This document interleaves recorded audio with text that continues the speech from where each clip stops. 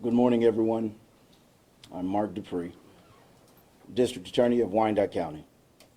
With me today, Sheriff Daniel Soptic, Kansas City, Kansas, Police Chief Carl Oakman, KCK Mayor and CEO Tyrone Gardner, and our wonderful sheriffs, Undersheriff. The purpose of this press conference is to formally give our condolences to the wife, the family of an amazing man. Mr. Elijah Ming was a great father, a community leader, a sports coach, a volunteer, and yes, a Wyandotte County's sheriff's deputy. His life will not soon be forgotten, and the impact that he had and continues to have on this community is forever a standard that we all will strive to reach. To the family of Deputy Ming,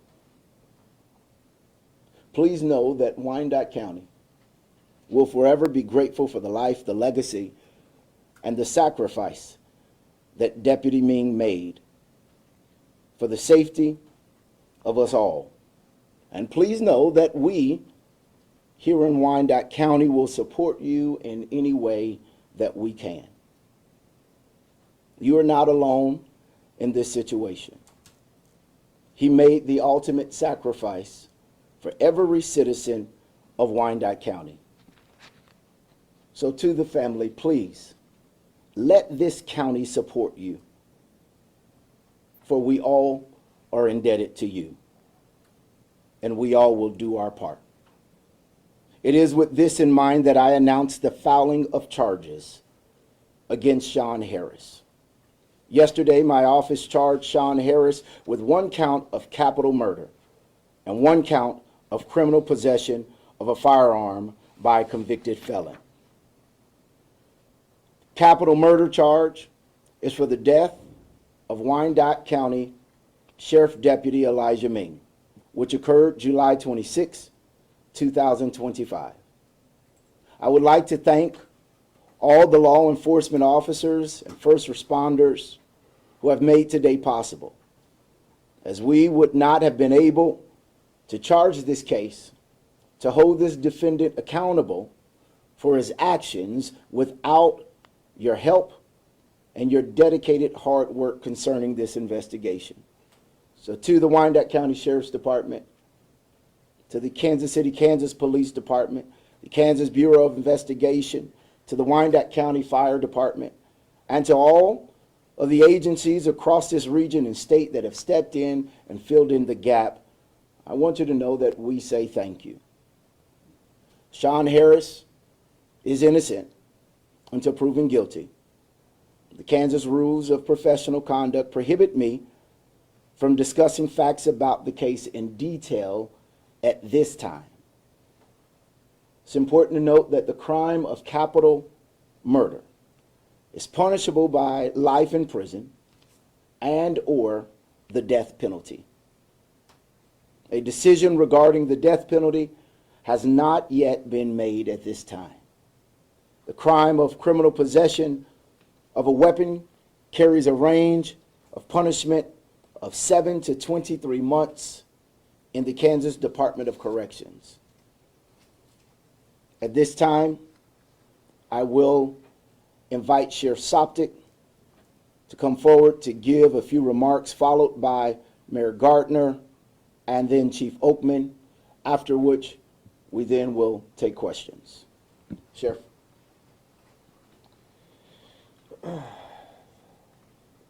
Thank you all. The outpouring of support from this community is it's overwhelming. But I do want to say to every deputy, officer, fireman, paramedic, agent with the KBI, everybody that responded that day, I can't, the thanks isn't enough. The work that they did that day, and the things that they will live with now because of the actions that were taken, it'll haunt them for the rest of their lives. And I think it's important that this community and every community knows those folks do that every single day. 365 days a year, the men and women in public safety are out doing this.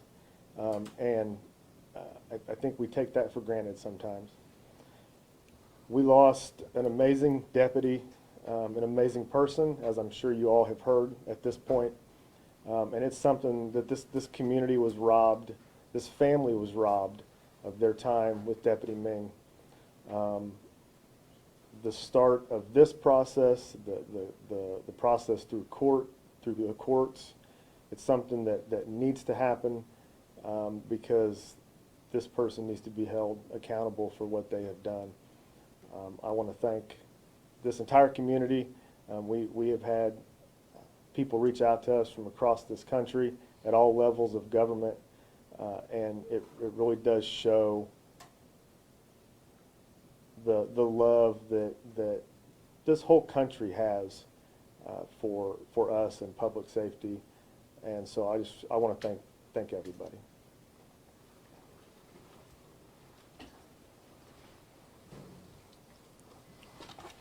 Well, I send you, again, sorrowful greetings from the Unified Government of Wyandotte County, Kansas City, Kansas. We definitely appreciate the work of all our public safety professionals. I share the sentiments of our Wyandotte County District Attorney, Mark Dupree, and his team. We stand with him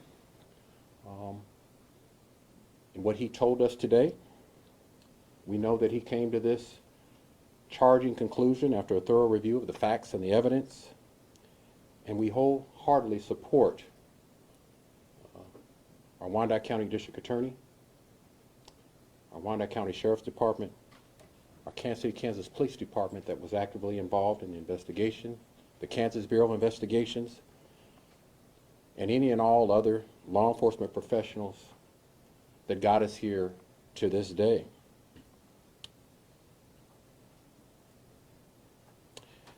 I join in our sheriff in personally thanking the outpouring of support to the Ming family, to the Wyandotte County Sheriff's Department, and to all those that love and call Wyandotte County home. It has been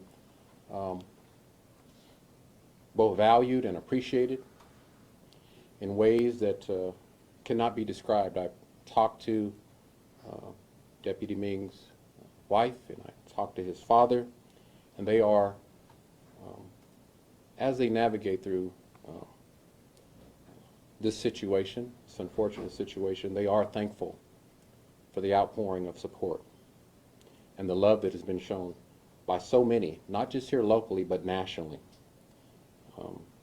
I spoke to Kansas City, Missouri Mayor Quentin Lucas. Personally, he issued his sentiments and any support that he could give in any way that he could give it, as well as Wichita Mayor Lily Liu, Olathe City Manager Michael Welks, and so many others. And I don't want to leave anybody behind because there's been so many dignitaries, elected officials at the national level, at the state level, far and wide that have come and had said to all of us, we're with you, we're praying for you, our thoughts aren't just here. Anything that we can give you to help make navigating through this process a little bit easier, they've offered a willingness to provide support. Elijah Ming was 34 years old, a young man. He was a father, he was a husband, he was the epitome, as we all know, of what good police officers embody. I was at a prayer vigil on Sunday with the chief and the sheriff and so many of others, and some of you were there. And a local pastor, Pastor Roberson, talked about and said that he was one of the good ones at that prayer vigil. He was doing a job that he loved, honorably serving a community that he loved even more. If he was here, I know he would share with you that there are many other good public safety professionals doing awesome things in our community. Officer Ming was shot down unnecessarily, doing a job that many of us don't want to do, and doing a job that many others simply cannot do. He went to work doing the job that we entrusted him to do for the great people here in Wyandotte County, and he gave the ultimate sacrifice. As mayor, I just want to reiterate, and as a prior law enforcement officer, for those of you that may have misconceptions, and we know they're out there, and say, but that's what we pay law enforcement to do. I reject that. We don't pay good police officers and good sheriff's deputies and good law enforcement professionals to be disrespected, to be mistreated, to be cussed out, to be battered, to be beat, to be shot, and to be killed anywhere in our great country. We need to get back to respecting the rule of law and respecting our public safety professionals. This should be a moment of reset to acknowledge the good officers in our community and acknowledge and look at Deputy Ming and know that there are many, many, many more good officers out here doing the things that we ask them to do. They live in our community. Some of them are youth leaders in our churches, coaches on our sports fields. They feed the hungry. They mentor our kids. They shop in our stores. They live in our neighborhoods. And these good officers put their life on the lines every single day. As we honor the memory of Deputy Elijah Ming, I know that's what he would want us to remember, because he represented the good that we rely on in public safety to keep our communities safe.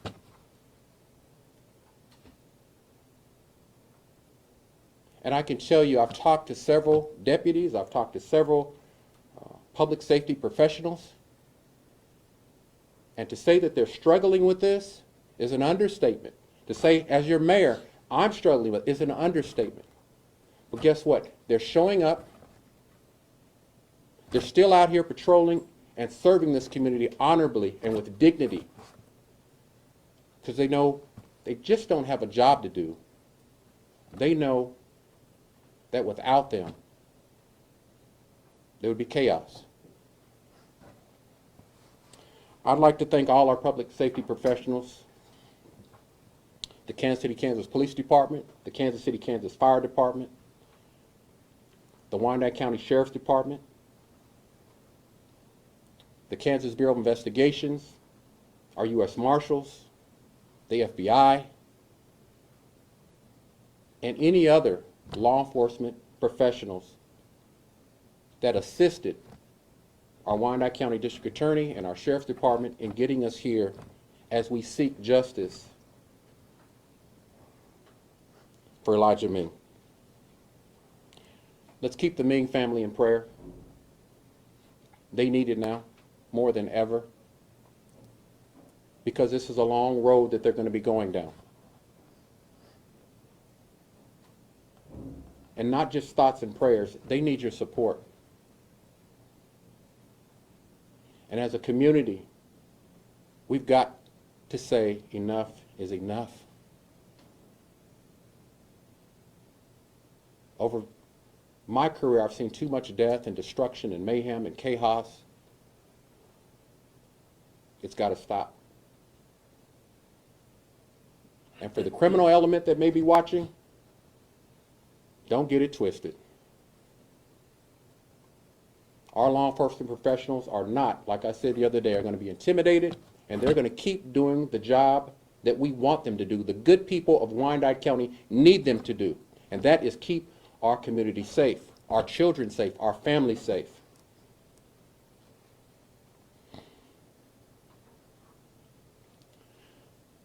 In closing, I just want to say, keep Wyandotte County and all the good people here that are grieving with our sheriff, with the Ming family, keep Wyandotte County in prayer. Thank you. God bless you. Chief Oakley. Well, first of all, on behalf of the Kansas City, Kansas Police Department, we want to send our prayers to the Ming family. And this is really hitting hard with the Wyandotte County Sheriff's Department and the Kansas City, Kansas Police Department. Some of you may not know this, but we work hand in hand on just about everything. So when there is any type of loss on our department, the Sheriff's Department feels it. When there's a loss on the Sheriff's Department, the KCK Police Department feels it. And it was no different on Saturday evening, where both agencies responded on this call. You know, it could have been any one of us in law enforcement. And when you think about the pain and the suffering the Ming family is going through, the family of law enforcement officers have to deal with that uncertainty every day they leave their home to go to work. I've been doing this for 33 years, and it doesn't get any easier. So I just ask that the prayers and the support continue for the Ming family, the Wyandotte County Sheriff's Department, the KCK Police Department, because there's a long road ahead, and there's a lot of things that we're going to have to deal with moving forward. And as the mayor and the sheriff said, we continue to go out and do our job. And without going into a lot of details, this is another example of the far-reaching effects of domestic violence. And it is an issue in this community, it's an issue across the country. And unfortunately, in this situation, Deputy Ming was in the middle of that, which law enforcement officers are on a daily basis.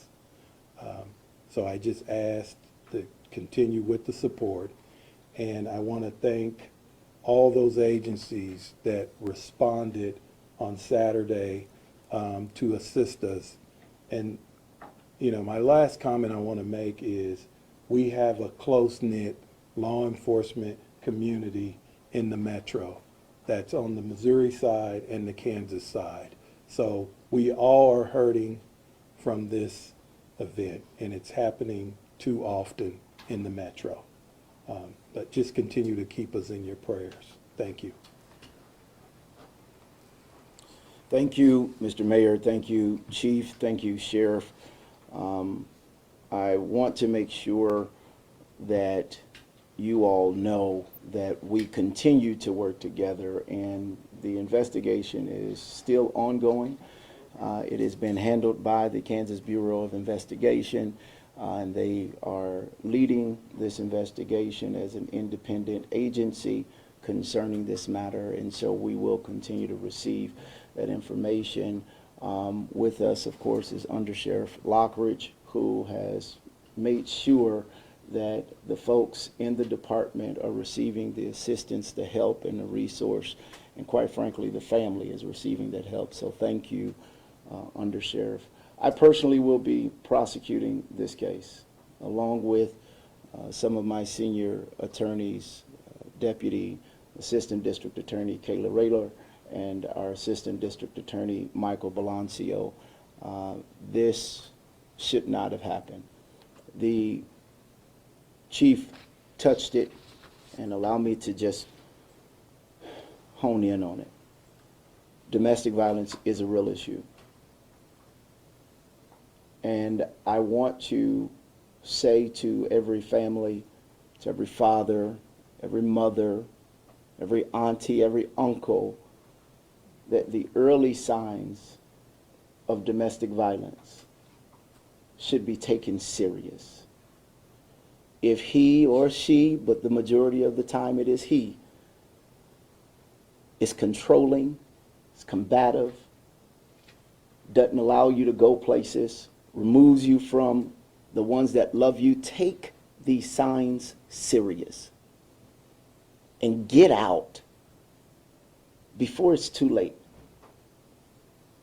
Thankfully, now we have the lethality assessment that both of these fine agencies use, and it helps in assisting in trying to help individuals know that you are in a very volatile situation. But to you young people, to you older people who are in these situations, the end of it is death. Don't take it lightly. Do something about it now. This time we'll stand for questions. Mr. DeBree, oh, go ahead. When's the last time that you tried a capital case? Unfortunately, when you say tried a capital case, the last one we just got rid of was the Fielder case, and I think we made it maybe 60 days from sentencing before we are now taking this up. Mr. DeBree, Shawn Harris has pled guilty to at least 5 felonies since 2012, and then it looks like he completed probation in 2019. When was the last time he was incarcerated, and are those figures correct? So the last time that we have him as a conviction and on post-release, which is out of prison and then being supervised, is 2024 is when he completed his post-release. He was in prison from about 2013 up until right about a year or so, I believe. After that, he did a stint of 10 years. He was convicted by this office in the previous administration, and he was sentenced on a plea of about 10 years. He then got out and then finished that post-release supervision in December of 24. And so now I do know, I don't know the details, but I do know that he had some cases over in Missouri that I'm not privy to, but in concern of Wyandotte County. The last cases that we had with him was in 2011 and 2 in 2012 that ultimately sent him to prison for those 10 years. And sir, with the weapon that was found and unfortunately took Ming's life, allegedly shot by Harris, was this his weapon? Was it registered to him? Was it stolen? Do you know that information? So what I do know is that the Kansas Rules of Professional Responsibility won't allow me to get into details concerning the facts of the case at this time, but thank you for the question. Tia Dupree, can you walk us through maybe yesterday? Time was ticking. I'm at 4:30. All right, it's almost end of the day. You know, can you walk us through maybe your roles and responsibilities in filing charges within 48 hours? Thank you. And so with the statutes here in Kansas, the law says that we, as the district attorney's office, must file charges on an individual within 48 hours of that individual being arrested. With the Kansas Bureau of Investigation handling the investigation, we had to sync our times up. The initial reports that were sent out by that agency was that he was arrested at 11:30 the following day. Well, after we dug deeper, we found that the Kansas City, Kansas Police Department, who were first on the scene and did make sure that this defendant was handcuffed and removed and taken to the hospital. He was put under arrest by the Kansas City, Kansas Police Department at approximately 5:01 on that day, which gave us until 5:01 yesterday to file charges. And so that's why we filed charges yesterday. We got a little close to the timing, but we, again, as I stated earlier, when we're working with multiple agencies in this investigation and making sure that we're receiving as many of the facts as we can to move forward with charging, that allowed us to still get it filed before that 5:01 timeline. Question for law enforcement officers. So when you all were going out there on Saturday, How, did you all know about Harrison's previous history? How did that go into determining how many people would respond to that call? Yeah, it was a call for service, and we do thousands of these types of calls a year. So we don't, unless we know initially, we don't get information. We'll get information just based on computer entries of who's in the house, but oftentimes that's not accurate. So it was just a regular civil standby call, basically calling for the police to stand by while you keep the peace while they're trying to, it could be different things.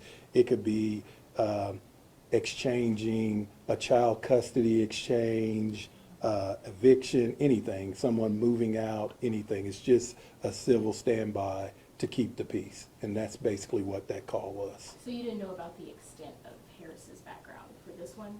No, and we wouldn't on something like that. As information as you respond, if he's tied to the address, but like I said, we have records that go back years on people who have moved or no longer live there. So that information a lot of times is not accurate. So you just have to, once you get there and you start talking to the individuals that called, that's when you start piecing things together to determine if someone's in the house that's wanted or not. So it's kind of difficult.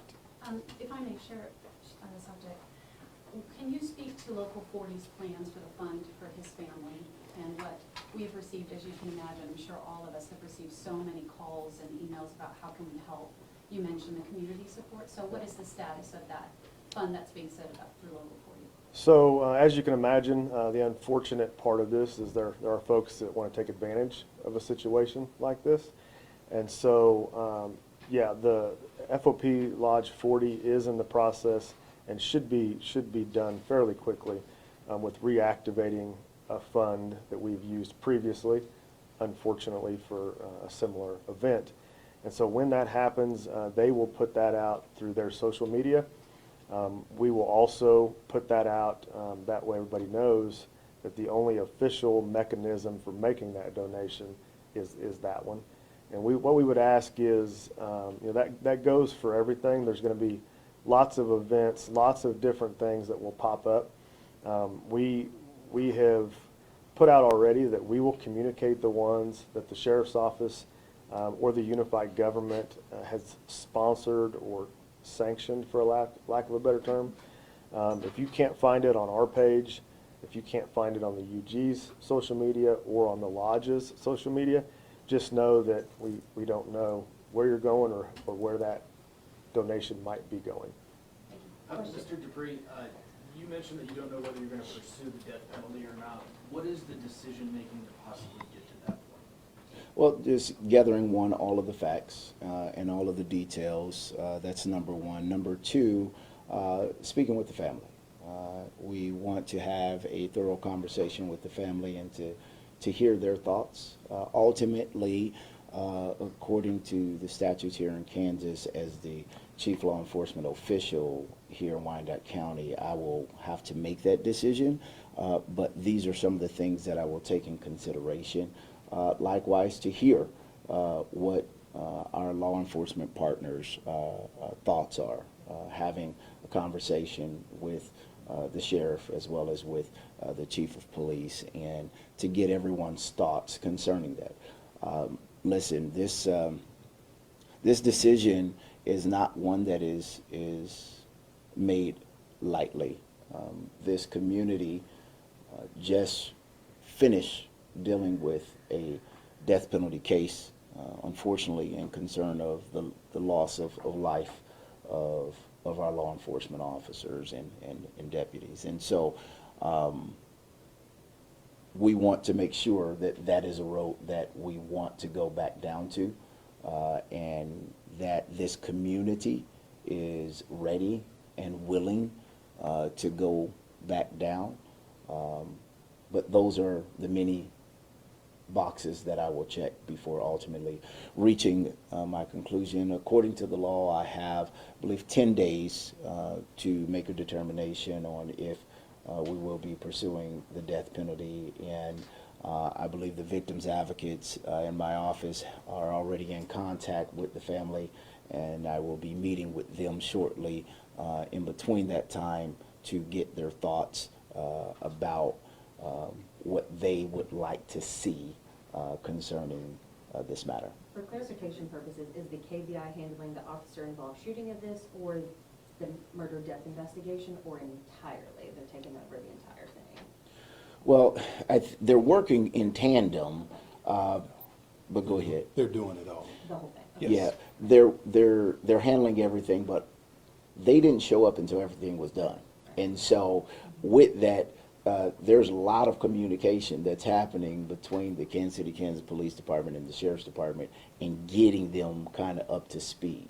As it was KCKPD as well as a sheriff's deputy that were at the door when this all transpired. And so they're the lead on this and ultimately will handle everything once they receive all of that information. So my office will work directly with them in concern of these charges and potentially other charges that may come about based off of the evidence that the KBI submits to us. When will the arraignment be? The arraignment will be today at 2 o'clock. It will be today at 2 o'clock. Is it in custody in Johnson County? Will that be Yes. held in Johnson County throughout No. the case, or? So he is being held right now in Johnson County, and as many of us know that when situations like this occur, our partnering agencies step in to house those individuals to make sure that they're not in the same location as our wonderful law enforcement here. And so he will remain there until the sheriff decides to do anything different. Concerning the arraignment, it will occur with our court system here. It will be a Zoom hearing for the arraignment, so it will not be in person, and that will be handled by one of the Wyandotte County District Court judges. Question for Sheriff Soptic. I'm wondering if there's anything you've seen in the past couple of days or anything at the memorial that particularly touched you, that spoke to how much people really care? I think everything has. The response from people that obviously we don't even know. We were walking down the sidewalk the other day. Somebody stopped their car in the middle of the road just to tell us they were thinking of us. I don't know that person. They don't know me. And I think that's what sticks out, is just the strangers that approach you, that will tell you, we're thankful for what you guys do every single day. The chief, mentioned it. Civil process is something that is normally mainly a function of the sheriff's office. Everything from evictions to replevins, there's just all kinds of stuff, PFA service. And so it's something they do every single day. And a lot of times our community has encountered a deputy because of one of those situations. In this instance, it just happened to be that it was both agencies that had responded. And so I think that's what sticks out. It's just the people that you don't know, that out of the blue want to tell you that they're thinking of you. I've got emails from people that I have no idea who they are, just saying that they're thinking of us through this. Is that Deputy Ming's car out there, or is that a stage vehicle? That's Deputy Ming's car. Sheriff's Soptic, anytime an unnecessary line of duty death occurs, does it automatically trigger in your department, and maybe Chief Oakman can respond as well, a review of how you handle those calls going in the future? I mean, the way that you would have handled it 10 years ago is not the same way that it probably should be handled today. Well, law enforcement in general is an evolving thing. Policies are living and breathing documents that continue to change and are updated, as state law changes, as best practice changes, and sure, as stuff like this happens. So that is something that we always take a look at, when we get to that point, and review, the exact circumstances and to ensure, to the best of our ability, that it never happens again. But what we know, the reality of it is, this job's dangerous, and there are those things, the unknowns that will never be known.